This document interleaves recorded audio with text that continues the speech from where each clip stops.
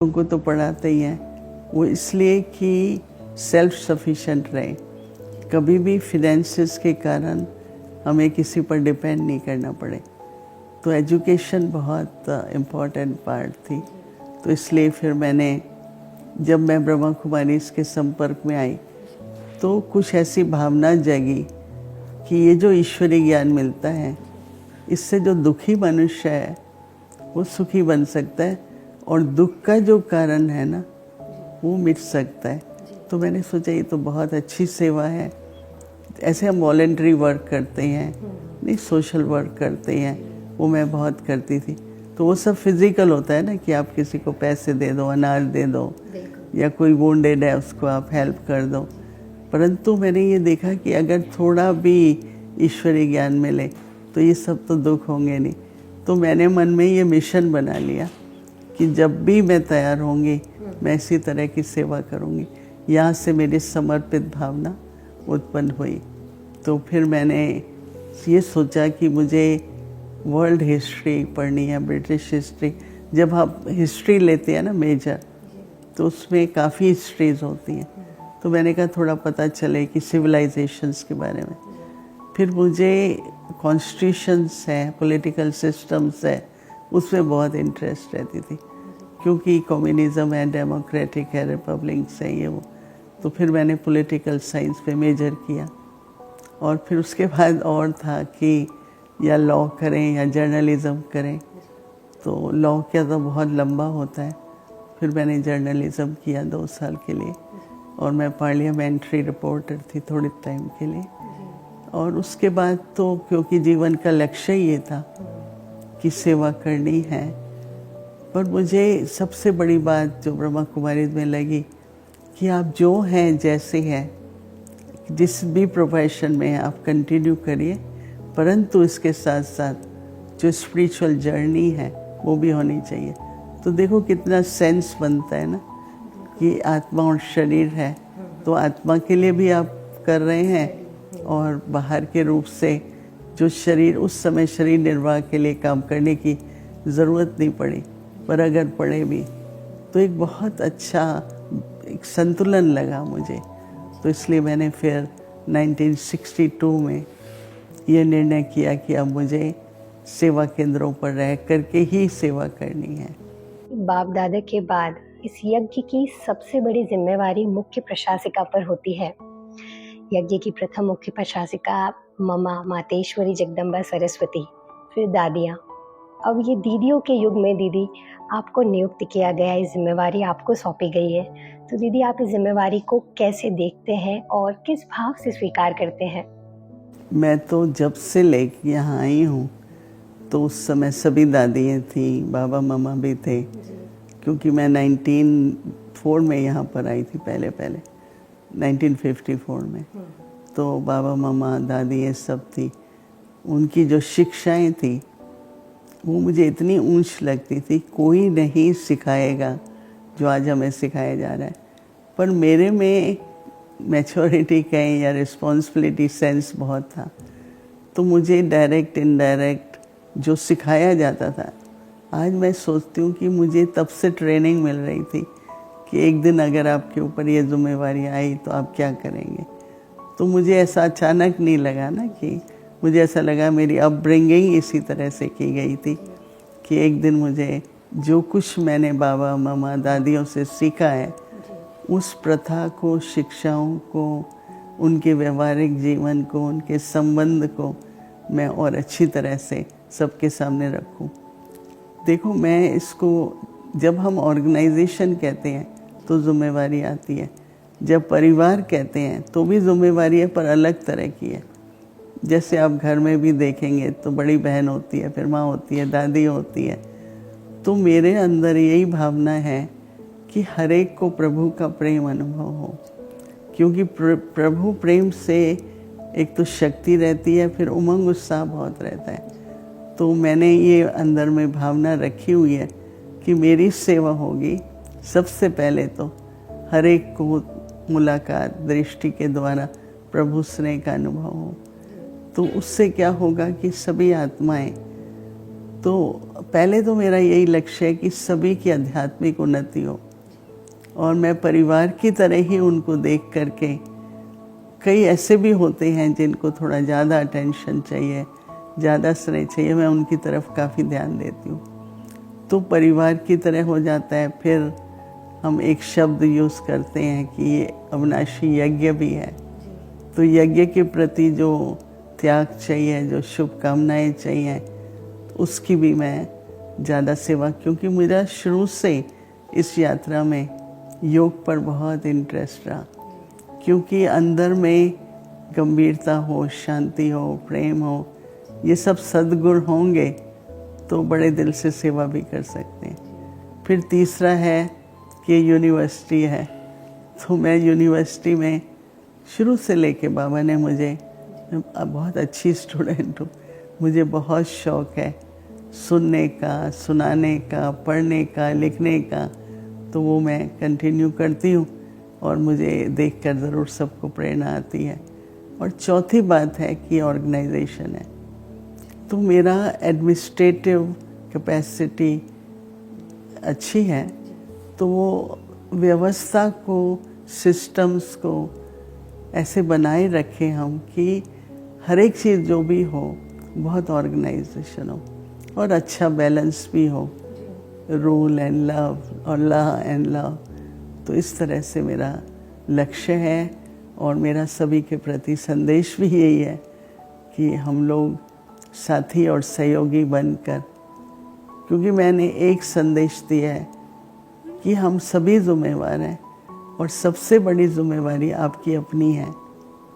और आपकी अपनी क्या जिम्मेवारी है कि आपका मन ठीक रहे, आपका तन ठीक रहे, आपका संबंध व्यवहार ठीक रहे, आपका स्वभाव ठीक रहे।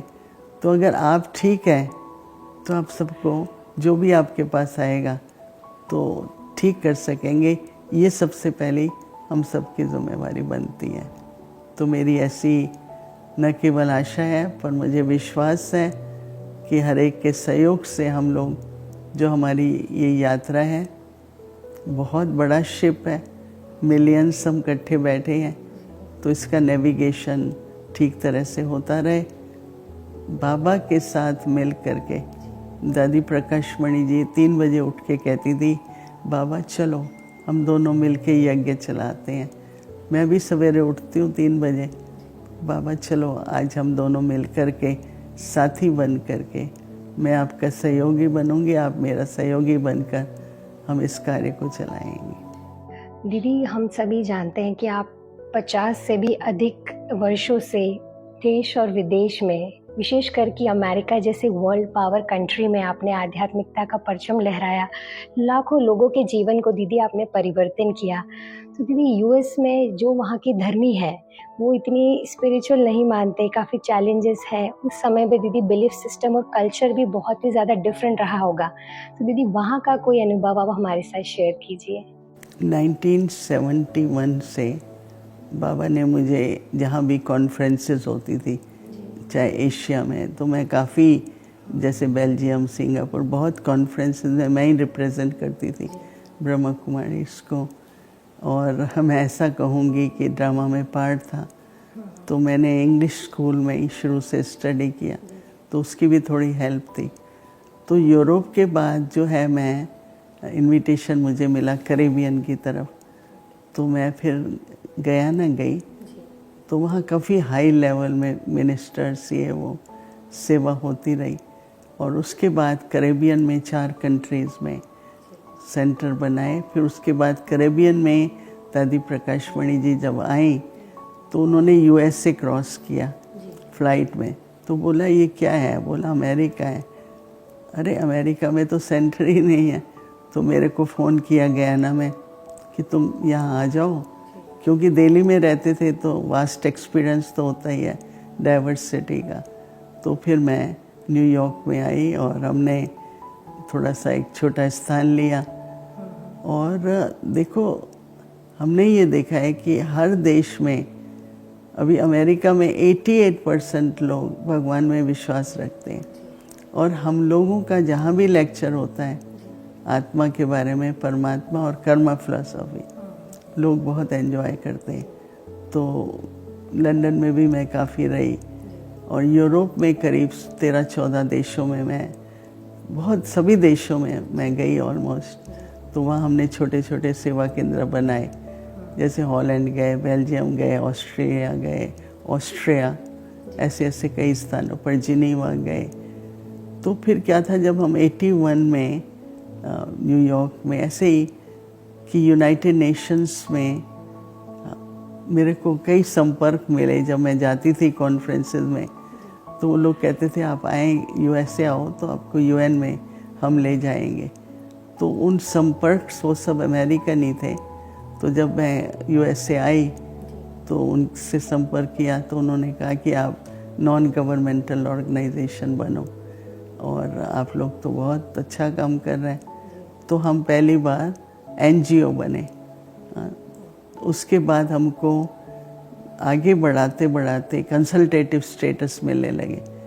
हमारे पास कई में, यूनिसेफ में, यूनेस्को में, इस तरह से कई संस्थाओं में हम लोग कंसल्टेटिव स्टेटस का मतलब कि कोई भी टॉपिक चलेगा तो we can present in writing, मतलब उसके बारे में सोशल इश्यूज़ हैं जैसे, तो उनके बारे में हमारी संस्था क्या सोचती है और क्या करती है वो हम सब लिख के देते थे।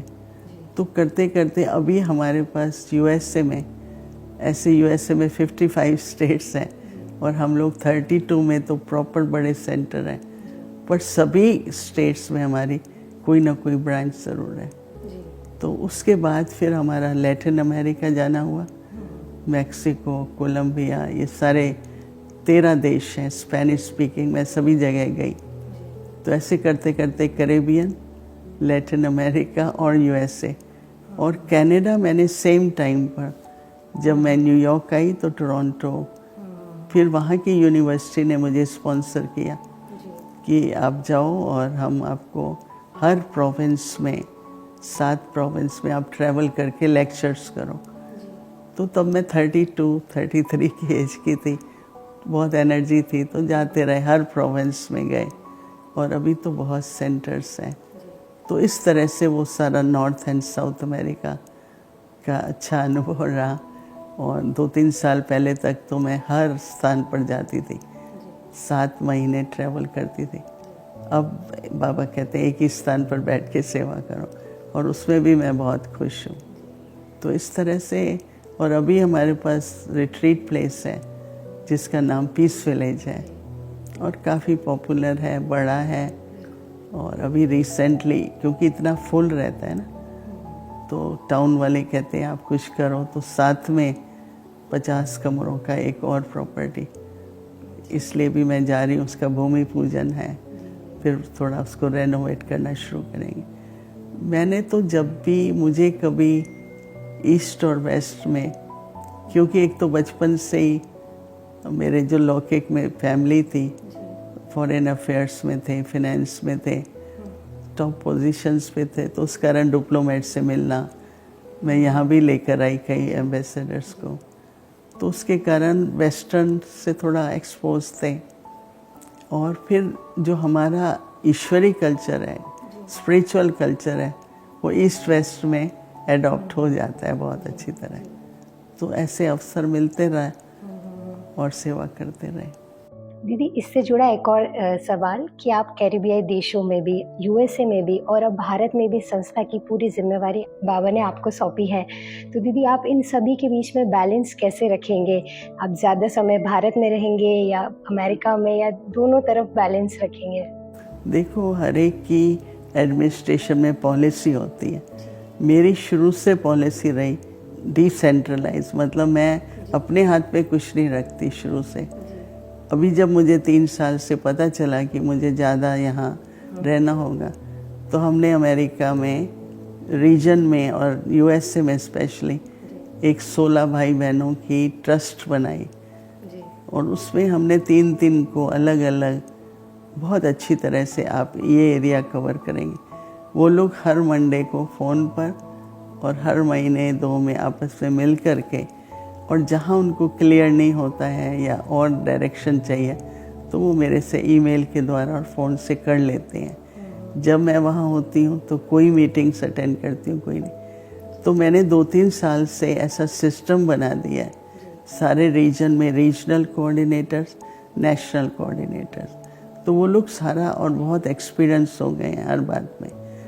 तो मुझे यहाँ पर ऐसा लगता है कि अभी इस बार तो कि थोड़ा ज़्यादा रहना होगा, तो मैं उसके लिए अभी तो जा रही हूँ, थोड़ी सी तैयारी करेंगे और ये भूमि पूजन भी है और फिर मेरा यहाँ ज़्यादा रहने का विचार है, क्योंकि बहुत वृद्धि है, बहुत जनता है, बड़ा परिवार है, तो मैं ज़्यादा समय भारत में, परंतु वहाँ भी क्योंकि 50 साल से ऊपर रहे तो दोनों तरफ की कोऑर्डिनेशन ठीक ही लग रहा है, बैलेंस लग रहा है। सबको बराबर पालना मिलेगी। ब्रह्मा कुमारी संस्था विमेन एम्पावरमेंट में बहुत बिलीव करती है, नारी शक्ति में। और दीदी यहाँ पर आपके नेतृत्व में 50,000 से अधिक बहनें समर्पित रूप से भी सेवाएं दे रही हैं और घरों में भी, गृहस्थी में भी हैं और वर्किंग भी है। तो दीदी इन सभी माता और बहनों के लिए, दीदी इनकी उन्नति के लिए क्या योजना है, क्या प्लानिंग है आपकी? हमने एक प्रोजेक्ट शुरू किया है, वो यूएन से कनेक्टेड है, शिव शक्ति, क्योंकि हम लोग ये बताना चाहते हैं कि जो शक्ति आपको शिव से मिलेगी, ठीक है माताओं के लिए तो है, यूज़ तो सभी करते हैं, उससे आप में शक्ति बनी रहेगी और आपको ऐसा लगेगा कि शिव बाबा या परमात्मा मेरे साथ है। तो नारी के लिए हम लोगों ने ये शिव शक्ति प्रोजेक्ट शुरू किया है और इतना सक्सेसफुल है। यूएन में भी हम महीने में एक बार कभी ज़ूम पे करते हैं, कभी वहाँ हॉल लेके करते हैं, तो बहुत ध्यान में है कि सभी के अंदर एक कंबाइंड फॉर्म शिव शक्ति का, और वो डिपेंड नहीं करे किसी के ऊपर भी, लेकिन जितना जितना शिव परमात्मा पर, बाबा पर विश्वास रखेंगे तो उनको शक्ति भी मिलेगी। और उनके चाहे वो फैमिली में रहते हैं, चाहे वो समर्पित जीवन जीते हैं, सब में उनको जैसे उनके जो प्रिंसिपल्स हैं उनमें मदद मिलती रहेगी। ऐसा हमारा ये प्रोजेक्ट चल रहा है और आगे भी चलेगा। दीदी ब्रह्मा कुमारी संस्था को माना जाता है पीस मैसेंजर, शांति देने वाली संस्था है सभी को। तो दीदी अभी इस समय जो करंट टाइम्स चल रहा है, इतना क्योस है दुनिया में, लोग शांति की तलाश में भटक रहे हैं, तो दीदी उन सभी को एक शांति मंत्र हम कह सकते हैं, एक सूत्र आपकी ओर से? देखो, विश्व शांति से पहले स्वयं को शांति चाहिए। स्वयं को अगर शांति है तो आप संदेश भी दे सकेंगे, वाइब्रेशंस भी फैला सकेंगे और दूसरे के दिल में प्रेरणा भी आएगी। तो मैं सबको कहती हूँ, चाहे 1 मिनट, चाहे 10 मिनट, चाहे आधा घंटा, चाहे दिन में जब जब समय मिले, तो अपने मन में आप अपना स्वरूप लाओ, जागृत करो। और वो स्वरूप मेरा क्या है? मैं आत्मा शांत स्वरूप हूँ।